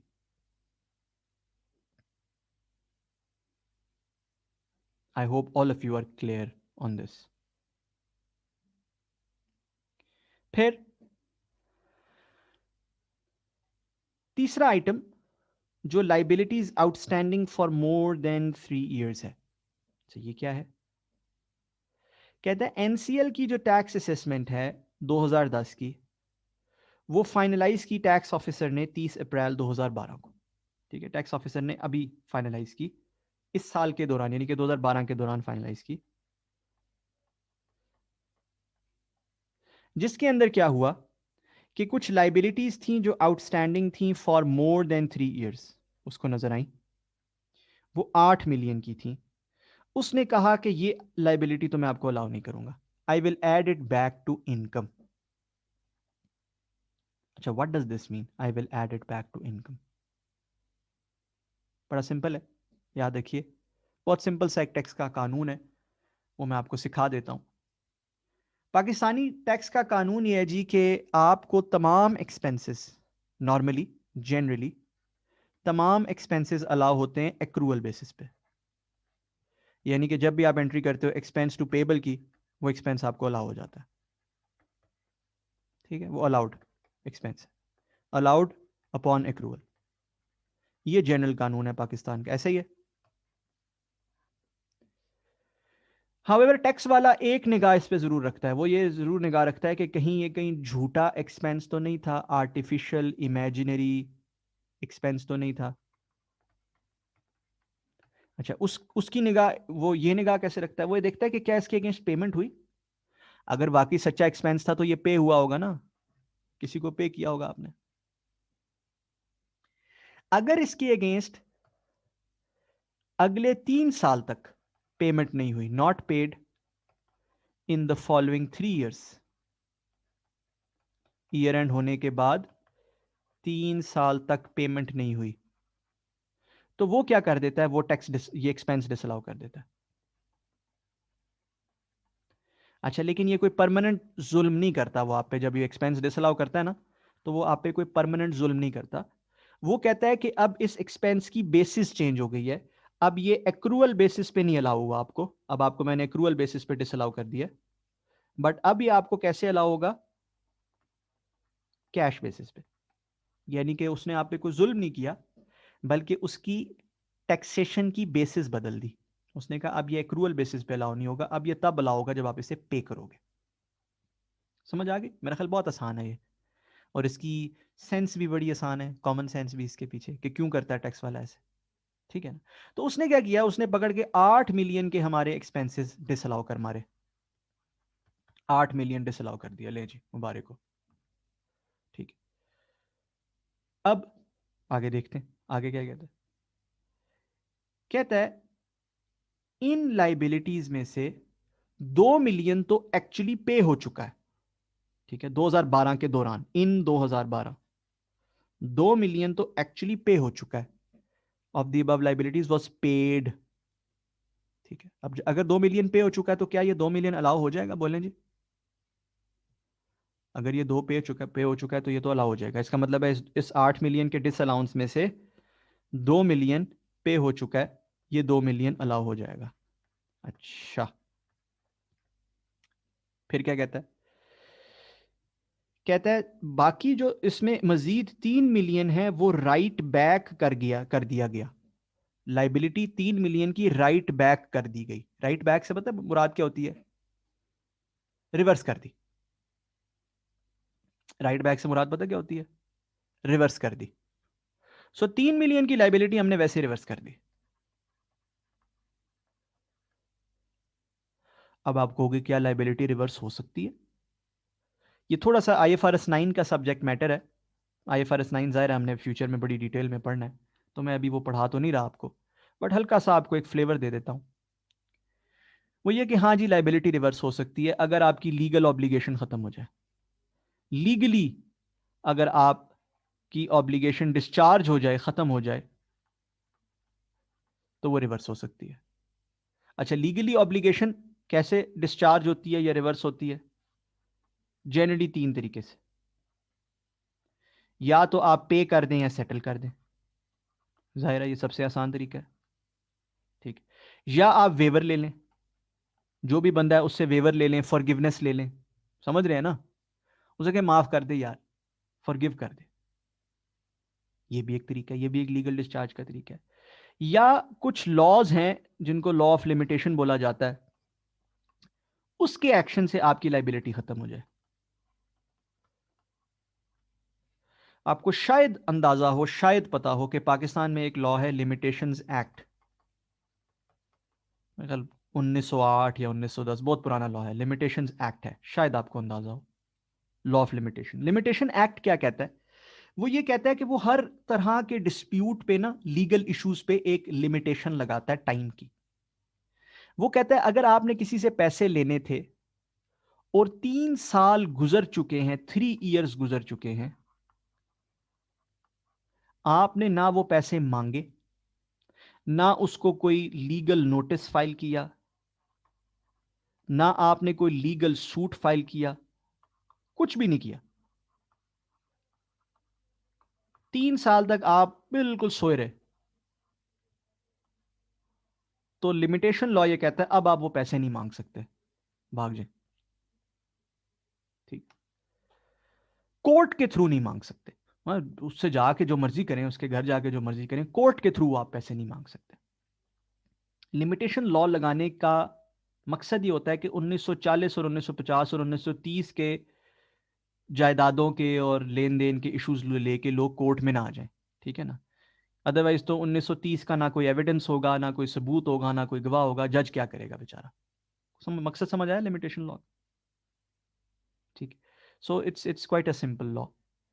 इन 3 में से किसी भी वजह से, ठीक है, एक चीज तो नजर आ गई कि ये पे या सेटल तो नहीं हुआ। ठीक है, या तो वेवर मिल गया होगा या लॉ ऑफ लिमिटेशन की वजह से उसने लाइबिलिटी ही रिवर्स कर दी। ठीक है जी। सो हमारी क्लोजिंग लाइबिलिटी फिर क्या बनी बताइए, जो इसमें से ना पे हुई ना रिवर्स हुई? 3 मिलियन रह गई ना। 3 मिलियन की हमारी क्लोजिंग लाइबिलिटी है, जो इसमें से ना पे हुई है ना रिवर्स हुई है। कौन बताएगा इस लाइबिलिटी की टैक्स बेस क्या होगी? इस 3 मिलियन की लाइबिलिटी का टैक्स बेस क्या होगा आपके ख्याल में? जीरो होगा, बिल्कुल जीरो होगा। 0 million will be the tax base of this 3 million का लाइबिलिटी। सो इस 3 मिलियन की लाइबिलिटी पर भी डेफर्ड टैक्स रिकॉर्ड कर लिया जाएगा।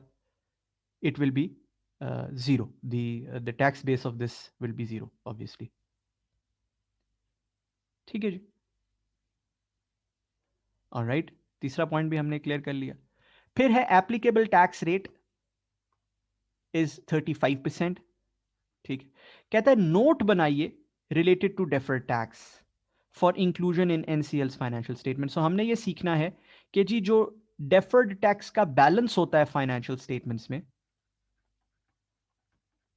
ठीक है, डेफर्ड टैक्स का बैलेंस होता है फाइनेंशियल स्टेटमेंट्स में, उसका नोट कैसे बनाया जाता है। ठीक है, is this clear? I hope it is clear. Again आपको एक छोटे से फूड फॉर थॉट के साथ छोड़ रहा हूं, एक छोटी सी रिक्वेस्ट के साथ छोड़ रहा हूं। रिक्वेस्ट ये है कि आपने नेक्स्ट क्लास लेने से पहले इन तमाम आइटम्स, इन तीनों आइटम्स से रिलेटेड 2011 के एंड पर और 2012 के एंड पर, यानी कि साल के स्टार्ट पर और साल के एंड पर, opening and closing, deferred tax बनता कितना है वो आपने सिर्फ एस्टिमेट करना है। ठीक है जी, और ऑब्वियसली मैं फिर आपको कंप्लीट ये क्वेश्चन, स्टार्ट ही हम नेक्स्ट क्लास यहां से करेंगे कि मैं आपको कंप्लीट ये क्वेश्चन सॉल्व करवाऊंगा। So the simple food for thought is कि आपने ये देखना है कि यार इस सवाल के अंदर opening and closing her item से रिलेटेड डेफर्ड टैक्स बनता कितना है। ठीक है जी, थैंक यू।